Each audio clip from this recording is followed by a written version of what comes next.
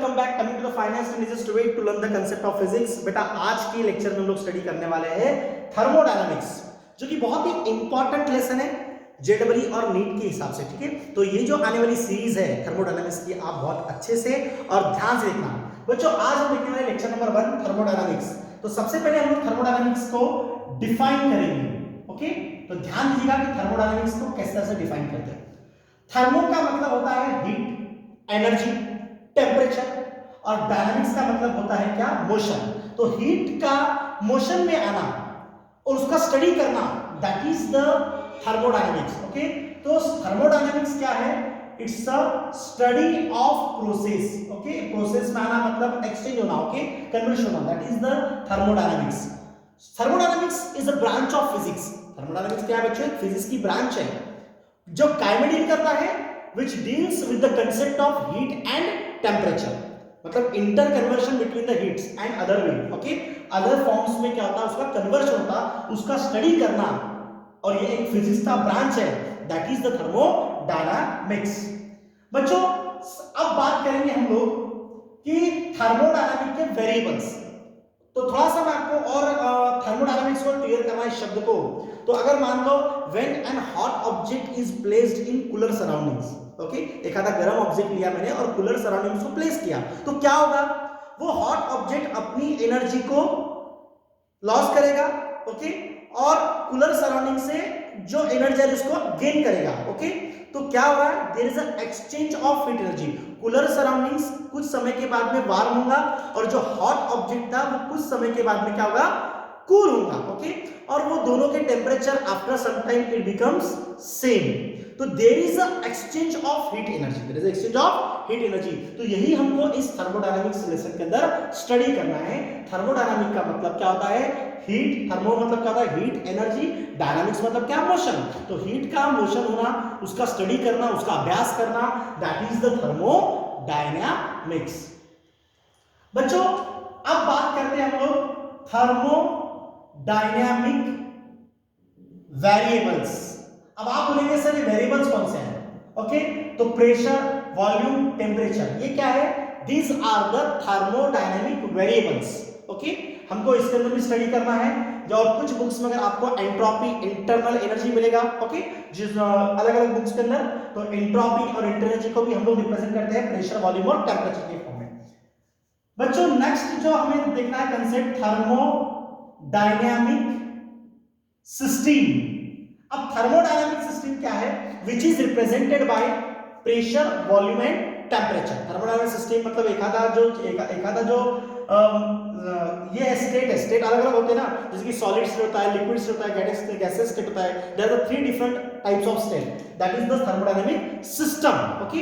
तो ये सिस्टम के भी अलग अलग क्या है, टाइप्स है, ओके। तो हमें अब बात करनी है थर्मोडायनामिक सिस्टम के टाइप्स के ऊपर, ठीक है। मैं एक एक टाइप यहाँ पे लिखूंगा और आपसे डिस्कस करूंगा, ठीक है। तो बच्चों पहला टाइप हम लोग देखते हैं ओपन सिस्टम। अब ओपन सिस्टम किसको बोलते हैं? बड़े ध्यान से समझना, बहुत ही मजेदार लेसन है बच्चों। ओपन सिस्टम मतलब ऐसा सिस्टम जिसके अंदर हीट, एनर्जी, या फिर हम लोग क्या बोलेंगे, मास या फिर मैटर, ओके, ये चीजें क्या होगी, एक्सचेंज, क्या होगी, एक्सचेंज होगी। समझा तो आपको मैं, ठीक है। बच्चों हम लोग कंसीडर करते हैं कि मान लो एक आधा एक बीकर है और उस बीकर के अंदर मैंने वाटर लिया है, क्या लिया मैंने? Water, okay, this is a water, और इसको ना मैंने हीट दिया, okay, this is a heat, okay. जैसे मैं इसको हीट दूंगा तो ये पानी गर्म होगा, है ना, गर्म होगा। तो गर्म होगा तो इसमें से वेपर्स बाहर निकलेंगी, स्टीम्स, ओके, इसका वेपराइजेशन होगा, है ना। तो हीट भी बाहर निकल रही है, वेपर्स भी बाहर निकल रहे हैं, मतलब मैटर भी निकल रहा है, और हीट भी जा रही है, मतलब हीट भी जा रही है और मैटर भी जा रहा है। तो बच्चों ऐसे सिस्टम को हम लोग क्या बोलेंगे? Open system. तो बच्चों इसकी डेफिनेशन बहुत सिंपल है कि if there is a transfer of heat energy as well as matter, ऐसा सिस्टम कि जिसके अंदर हीट एनर्जी और मैटर दोनों क्या हो रहा है, निकल रहा है, ट्रांसफर हो रहा है, तो ऐसे सिस्टम को हम लोग क्या बोलेंगे बच्चों? Open system. बच्चों नंबर 2 जिसका नाम है क्लोज्ड सिस्टम। क्या बोलेंगे इसको हम लोग? Closed system. ध्यान सुनना, सिस्टम में अगर मैं यहाँ पे एक आधा प्लेट रख दूं, इसको कवरिंग कर दूं एक आधे प्लेट से, ओके, तो अब क्या होगा, अब क्या होगा, अब हीट एनर्जी तो ट्रांसफर होगी, हीट एनर्जी ट्रांसफर होगी, लेकिन ये जो मैटर है ना, मैटर इस केस में ट्रांसफर नहीं होगा, not exchange, not exchange. If there is a transfer of only heat energy and there is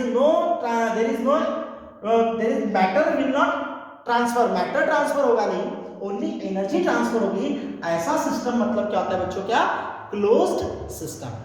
समझ में आ रहा? अगर मान लो आपको दूसरा एग्जांपल देना है, अगर मैंने एक रूम है, दिस इज अ रूम, और इस रूम का ये दरवाजा है, ये डोर पूरी तरह से लॉक है, ओके, और इसके अंदर एक पर्सन है, ओके, और एक पर्सन बाहर है ना, बाहर वाला पर्सन इस रूम के अंदर जा सकता, मैंने पहले ही बोल दिया दरवाजा लॉक है, चाबी गुम हो गई, ओके, ना ये पर्सन बाहर जा अंदर बाहर से अंदर आ सकता, ना ये पर्सन अंदर से बाहर जा सकता, क्योंकि ये सिस्टम कैसा है, क्लोज्ड है, ये इसका बाउंड्री है। तो ऐसे सिस्टम को हम लोग क्या बोलेंगे, क्लोज्ड सिस्टम।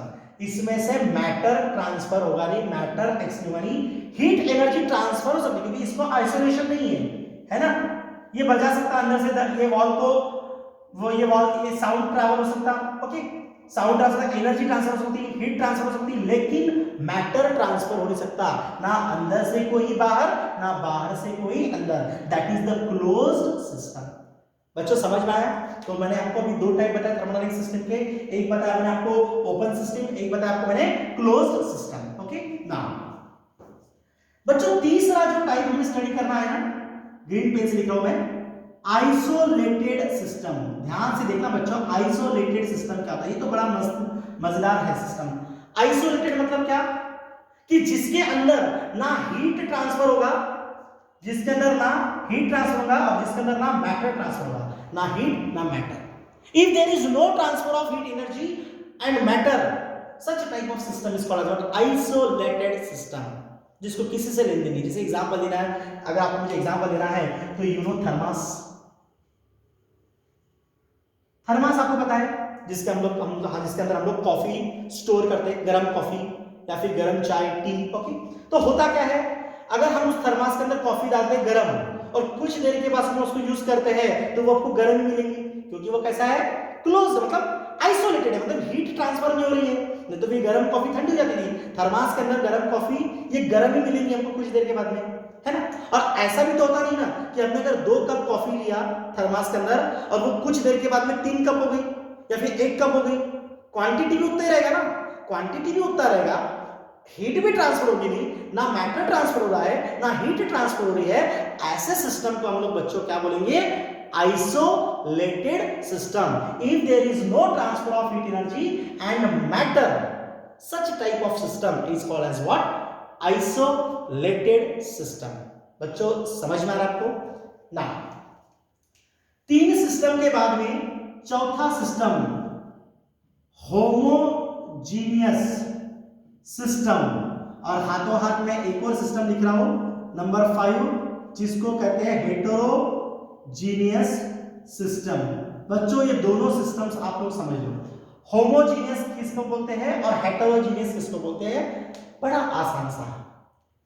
बच्चों होमोजीनियस का मतलब क्या है, होमोजीनियस मतलब क्या, कि ऐसा सिस्टम जिसके अंदर सिर्फ एक फेज यूज होगा, ओनली वन फेज। और हेटेरोजीनियस सिस्टम वो सिस्टम होता है जिसके अंदर हम लोग क्या यूज करेंगे, 2 और 3 फेज, 2 और 3 फेज। अब आप बोलेंगे सर 1 फेज और 2 और 3 फेज क्या है, तो बच्चों सबसे पहले हम लोग समझ लेंगे कि फेज क्या होता है। फेज मींस व्हाट, सर आपने यहां तो लिखा है होमोजेनियस सिस्टम में सिर्फ एक फेज यूज होता है, और हेटेरोजेनियस में 2 या 2 से ज्यादा फेज। तो बच्चों सबसे पहले हम लोग फेज इस शब्द का मीनिंग समझ लेंगे।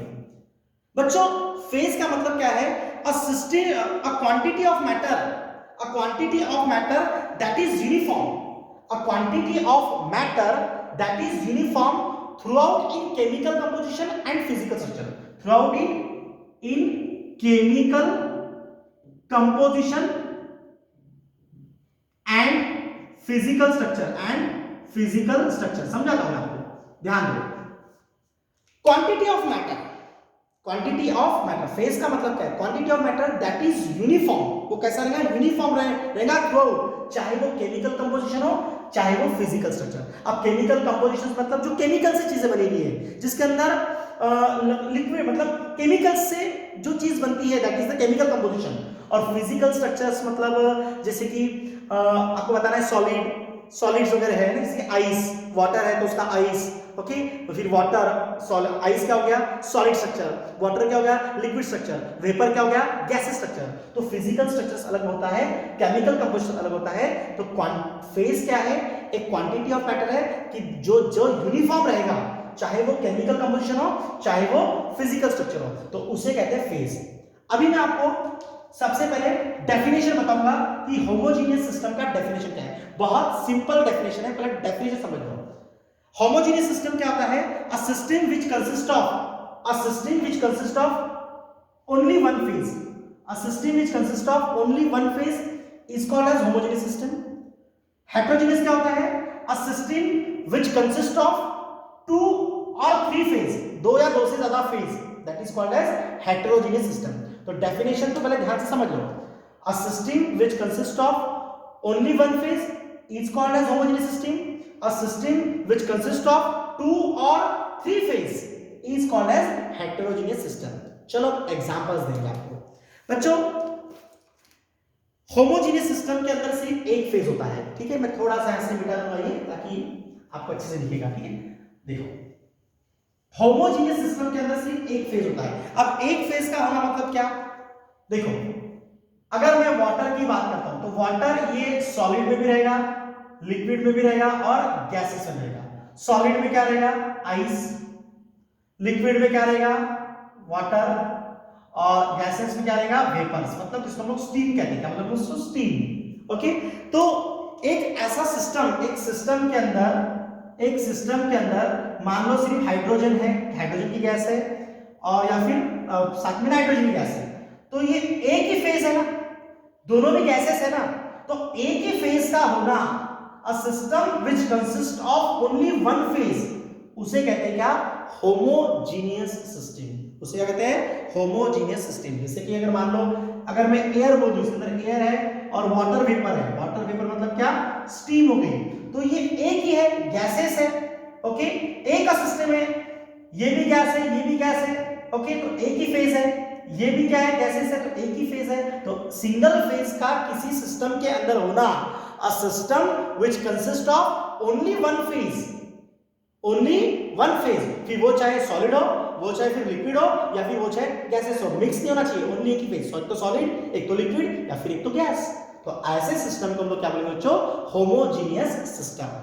नाउ बच्चों अब हेटेरोजीनियस सिस्टम के बारे में बात करते हैं कि जिसके अंदर क्या रहेगा, कॉम्बिनेशन, एक तो सॉलिड के साथ में रहेगा लिक्विड, या फिर लिक्विड के साथ में रहेगा सॉलिड, ओके, या फिर लिक्विड गैसेस, या फिर ये, अब ये था यहां तो देखो मैंने दो सिस्टम्स ऐड किए, दो फेजेस ऐड किए, दो भी रह सकते हैं, तीन का भी कॉम्बिनेशन रह सकता। Is it clear? जैसे कि मान लो इस सिस्टम में ये वाला वाटर है, ये क्या है, this is a water, this is a water. इस वाटर के अंदर ये क्या रखा मैंने, आइस, क्या रखा मैंने, ये दिस इज अ आइस, मतलब इसके अंदर आइस ही क्या हो गया, सॉलिड, वाटर ये क्या हो गया, लिक्विड, मतलब इसके अंदर दो फेज आ गए, सॉलिड भी आ गया, लिक्विड भी आ गया, है ना। तो इसे हम लोग क्या बोलेंगे, heterogeneous system. A system which consist of two phase, या फिर ऐसा बोलो simple, a system which consist of more than one phase, more than one phase, फिर वो दो भी हो सकते हैं या तीन भी हो सकते हैं, इसे कहते हैं बच्चों क्या, हेटेरोजीनियस सिस्टम। होमोजीनियस में ओनली वन फेज, ये दोनों ये क्या है सिर्फ, that is the gases, that is the gaseous phase, okay. Homogeneous में ओनली वन फेज और हेटेरोजीनियस में मोर देन वन फेज। तो बच्चों आज की क्लास में हमने देखा थर्मोडायनामिक्स का basic part, basics of thermodynamics, thermodynamics की डेफिनेशन देखी, स्टडी ऑफ प्रोसेस, जिसके अंदर हीट से रिलेटेड जो मोशंस है वो स्टडी करना है, थर्मोडायनामिक वेरिएबल्स देखे, थर्मोडायनामिक सिस्टम बताया और उसके 5 types, open system, close system, isolated system, homogeneous system और हेटेरोजेनियस सिस्टम। इस वीडियो को, इस लेक्चर को आप बार बार देखो। Is it clear? तो आपको ये सारे कंसेप्ट अच्छे से, कब तक देखना है आपको? जब तक ये सारे कंसेप्ट आपको अच्छे से क्लियर नहीं होते। Okay, so thank you so much.